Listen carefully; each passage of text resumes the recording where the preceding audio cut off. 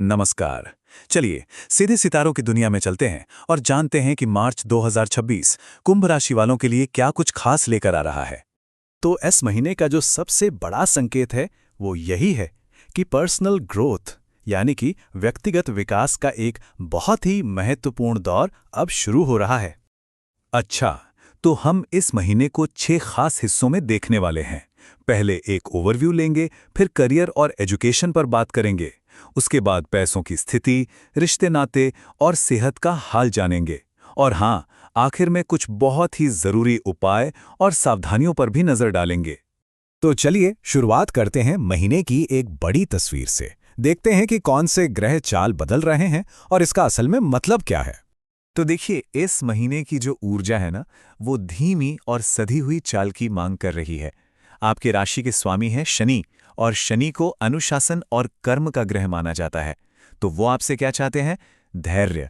तो ये याद रखना है कि ये एक मैराथन है, कोई 100 मीटर की दौड़ नहीं। ये स्लाइड काफी दिलचस्प है। देखिए, 3 मार्च का चंद्र ग्रहण सीधे तौर पर आपके रिश्तों पर असर डालेगा। फिर 13 मार्च को शनि अस्त हो रहे हैं, जिसका मतलब है कि उनकी ऊर्जा थोड़ी धीमी पड़ेगी। तो आपको भी अपनी एनर्जी में थोड़ी कमी महसूस हो सकती है। और अच्छी खबर यह है कि 21 मार्च से बुध मार्गी हो जाएंगे, जिससे कम्युनिकेशन की सारी उलझनें सुलझने लगेंगी। अच्छा, तो महीने की ओवरऑल एनर्जी तो समझ आ गई। अब देखते हैं कि ये आपके कामकाज और पढ़ाई लिखाई पर कैसे असर डालने वाली है। प्रोफेशनल लाइफ में देखिए, सफलता की चाबी है एकदम साफ साफ बात करना। ऐसा क्यों? क्योंकि 21 मार्च तक बुध वक्री चल रहे हैं। अब बुध वक्री होने का मतलब है कि कम्युनिकेशन में, बातचीत में गलतफहमियां होने की गुंजाइश बढ़ जाती है। तो सलाह यही है कि हर दस्तावेज को डबल चेक करें और हर बातचीत को कंफर्म जरूर कर लें। मतलब साफ है, चाहे आप ऑफिस में हो या कॉलेज में, मिलकर और एक प्लान के साथ काम करने से ही सबसे अच्छे रिजल्ट्स मिलेंगे। हाँ, एक बात और, मंगल ग्रह आपको जोश तो खूब देगा, लेकिन काम का तनाव भी बढ़ा सकता है। तो बैलेंस बनाना बहुत जरूरी होगा। करियर के बाद अब बात करते हैं पैसों की। चलिए देखते हैं कि मार्च में आपकी आर्थिक स्थिति कैसी रहने वाली है।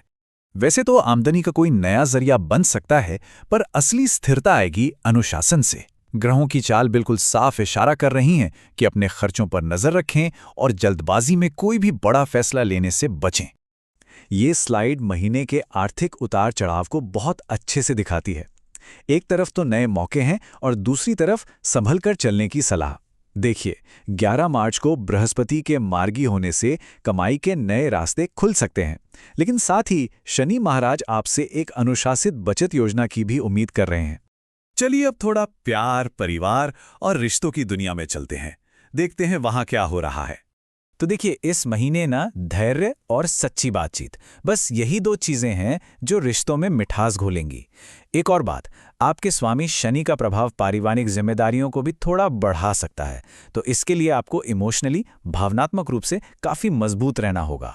तो यहाँ पर जो समझने वाली बात है वो ये है कि थोड़ी सी कोशिश और समझदारी से आप किसी भी संभावित टकराव को एक गहरे रिश्ते में बदल सकते हैं। खासकर 3 मार्च का चंद्र ग्रहण वो आपके रिश्तों में एक नई तरह की क्लैरिटी लेकर आएगा। चलिए अब अपना ध्यान सबसे कीमती चीज पर लगाते हैं, हमारी सेहत और वेलनेस पर। दिलचस्प बात यह है कि इस महीने सबसे बड़ी चुनौती फिजिकल नहीं बल्कि मेंटल हेल्थ है।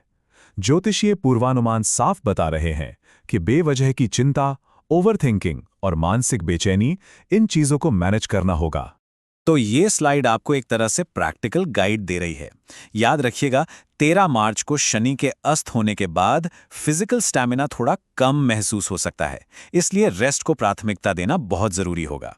और अब आखिर में चलिए कुछ ऐसे उपायों और सावधानियों को समझते हैं जो इस महीने की ऊर्जाओं के साथ तालमेल बिठाने में हमारी मदद करेंगे। ये वैदिक ज्योतिष पर आधारित उपाय हैं जो ग्रहों के प्रभाव के साथ आपके कर्मों को अलाइन करने के लिए हैं। शनि मंत्र का जाप आपको अंदर से मजबूती देगा। और हाँ, जरूरतमंदों की सेवा करने से शनि की सकारात्मक ऊर्जा आकर्षित होती है, जो रास्ते की रुकावटों को कम करने में मदद कर सकती है। तो कुल मिलाकर इस महीने का सार यही है कि धैर्य, इमोशनल मैच्योरिटी और अनुशासन के साथ लिए गए एक्शन ही आपको लॉन्ग टर्म पर्सनल ग्रोथ की तरफ ले जाएंगे। तो आप जाते जाते ये सवाल सोचना है कि इस महीने अपनी पर्सनल ग्रोथ के लिए वो कौन सा एक कदम है जो आप उठाने वाले हैं। इन सारी जानकारियों को सिर्फ सुनना नहीं है, बल्कि अपने एक्शन प्लान में बदलना है।